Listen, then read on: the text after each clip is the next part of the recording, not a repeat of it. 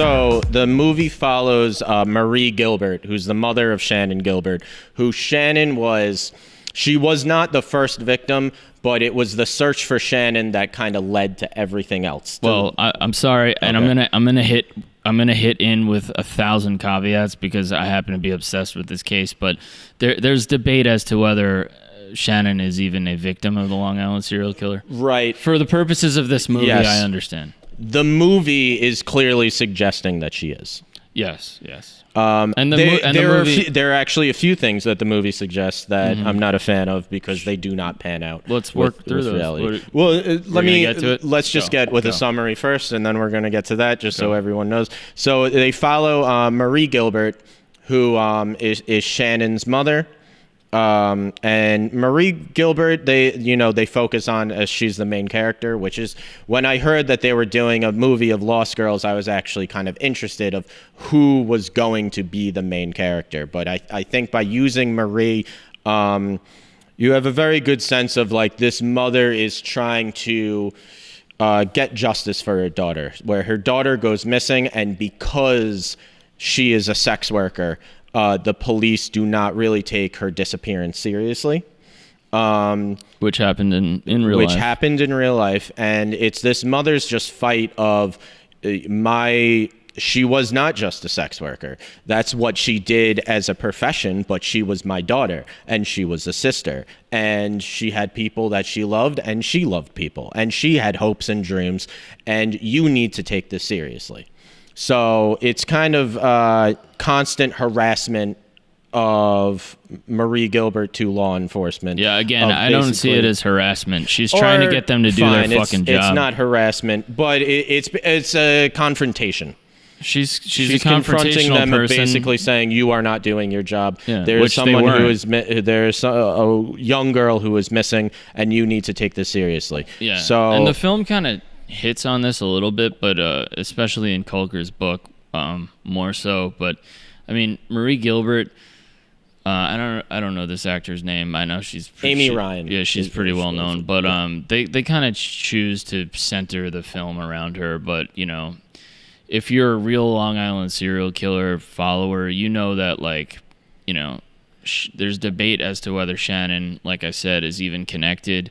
But also, it's just very almost like a Hollywood move. Like, all right, we need a protagonist. Yes. So they just kind of decide all right, it's going to be the mother fighting for her daughter's, thing. But the truth of the matter is that, Marie Gilbert was, is it Marie or Mary? I should fucking know this, but.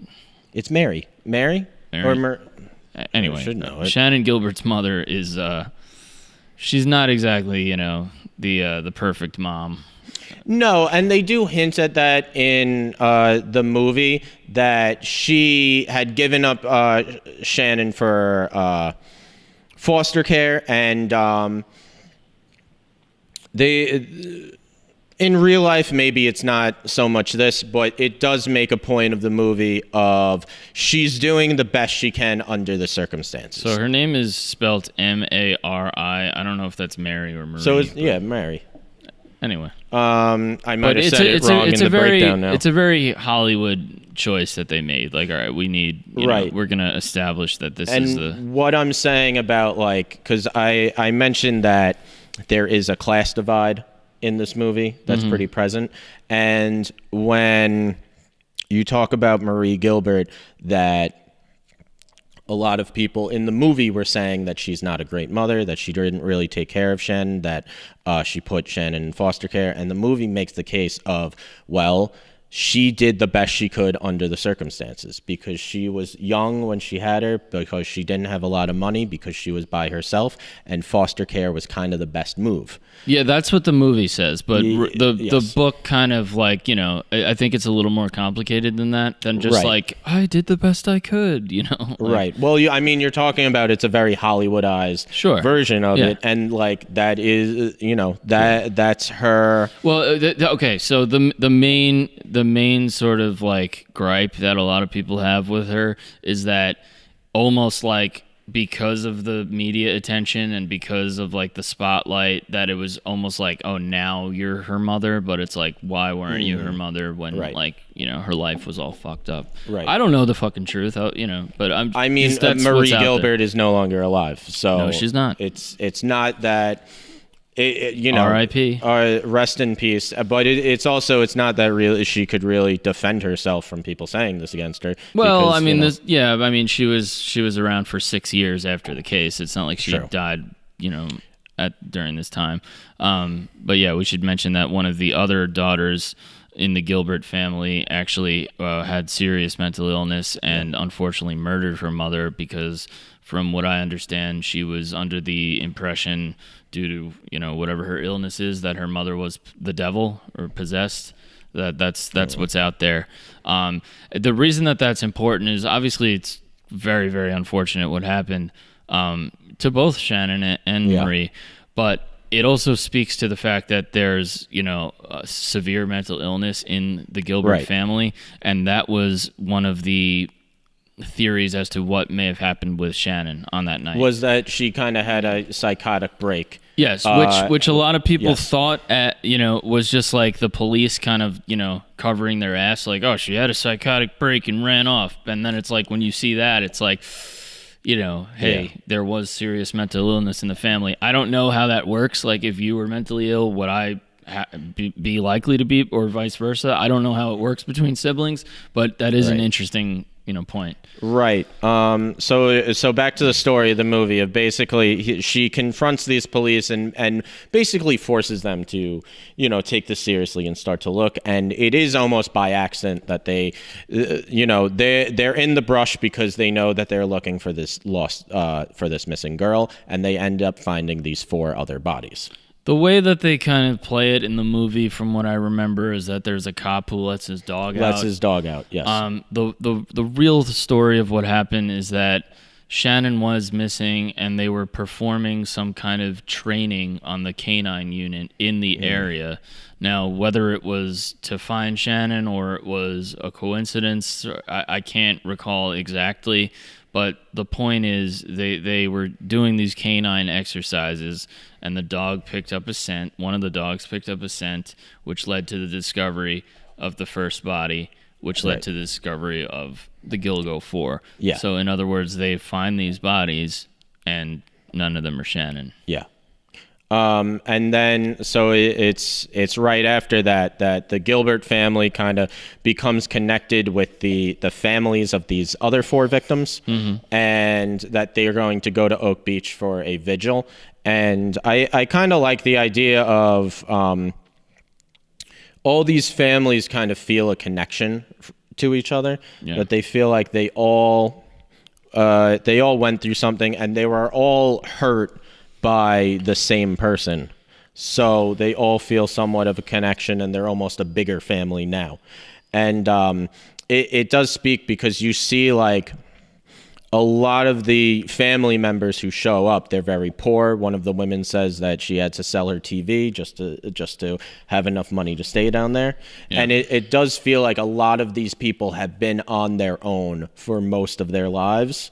So the fact that they're coming together and now are almost this big family unit is somewhat symbolic of, you know, they finally come together over this one tragedy. Yeah, I mean, and it's tough because we're simultaneously talking about a movie and a book and real life. And a book and real life, because in real life they did not view themselves as one big family, and a lot of them didn't think that Marie Gilbert should have even been there. Yeah, I mean, I don't know that they were, like, you know, necessarily against each other. I'm not sure how true that is, but the point is, like, these people, they were very much working class people. Like, that's true. Also, I just want to give a shout out because the whole movie is about Shannon, and they don't even, I don't think, bring up the other people of the Gilgo 4's names. So we have Melissa Bartholomew, we have Maureen Brainerd Barnes, we have Megan Waterman, and we have Amber Lynn Costello. Right. So I just want to, you know, bring their names in. And it should be mentioned because this movie is very much about Shannon and the Gilbert family, and they're, the other families are there, but they're not giving us much space. And I believe it's Melissa Bartholomew, who's Melissa Bartholomew. Yeah. Melissa Bartholomew, whose sister was actually supposedly contacted by the killer. Yeah, in real life. That's true. Which is not in the movie at all. No, well, I mean, don't get me started on what's not in the movie. But yeah, I mean, we could talk a little bit about that. Basically, before we get to that, I also want to make mention of Jessica Taylor and Valerie Mack. And Valerie Mack, her identity was just uncovered only a couple of months ago, and she had been deceased since 2000. Partially discovered in Manorville. Jessica Taylor and Valerie Mack were both partially discovered in Manorville, and then partially discovered in the Gilgo area, years apart from each discovery, which is very disturbing. But anyway, Melissa Bartholomew's younger sister received a phone call while she was missing, and she sees it comes up on her cell phone. Oh, Melissa's calling me. It's not Melissa. It's a man's voice, and he's saying that basically, I have your sister, and I'm watching her rot, and I could find you and do the same to you. And he also uses a racial slur at her because she is mixed race, which is a very, very horrifying thing. And a lot of people kind of see this as an uncharacteristic slip up in the MO of the serial killer. Well, what it leads me to believe is that he knew Melissa beforehand, that they probably had some sort of relationship, at least enough that... That's also been speculated. That at least enough that... Yeah, this is my speculation. This isn't... Mm-hmm. No, I'm just saying, you're not alone. Yeah. Like, the people have... that they at least had some sort of relationship. They at least knew each other well enough that...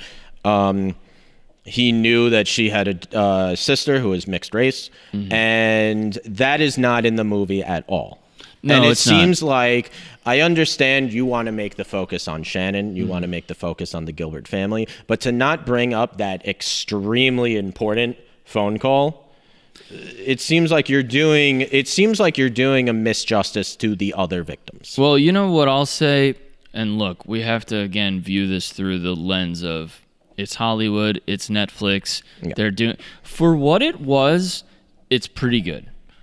Meaning that they don't bend the truth that crazily. Yes, and it's kind of a hard story to make a cinematic feature film out of. They chose the lens of Mary Gilbert, and that's what they did. And they did a fine job doing that. So it's almost a little bit like we're watching something that we know so well that it's almost not fair. Yeah. Like to kind of, but that's, we can't help it because we see these things that are not mentioned, and it makes you a little frustrated because you just wish that that the truth could I mean, we hope that the case gets solved, obviously, but you want to at least have the facts presented. And let me just say that for anyone who is interested in this case and watched Lost Girls and wants to know deeper about the case, I cannot suggest strongly enough the podcast called LISK, Long Island Serial Killer, by Chris Moss and Shannon McGarvey. This is the quintessential piece, right along with Josh Zeman and Rachel Mills' series, The Killing Season, and along with Bob Kolker's book, Lost Girls. The podcast LISK is absolutely essential. Yes. And I had the immense pleasure to speak at length with Chris a couple of months back at the beginning of the summer. He is an amazing person, along with the producer Shannon, and they just do. It's everything that every piece of media has failed to do. These guys are doing. So I cannot, like, literally their show is an absolute dream to a person like me. So I just wanted to give them the most enthusiastic of shout outs possible.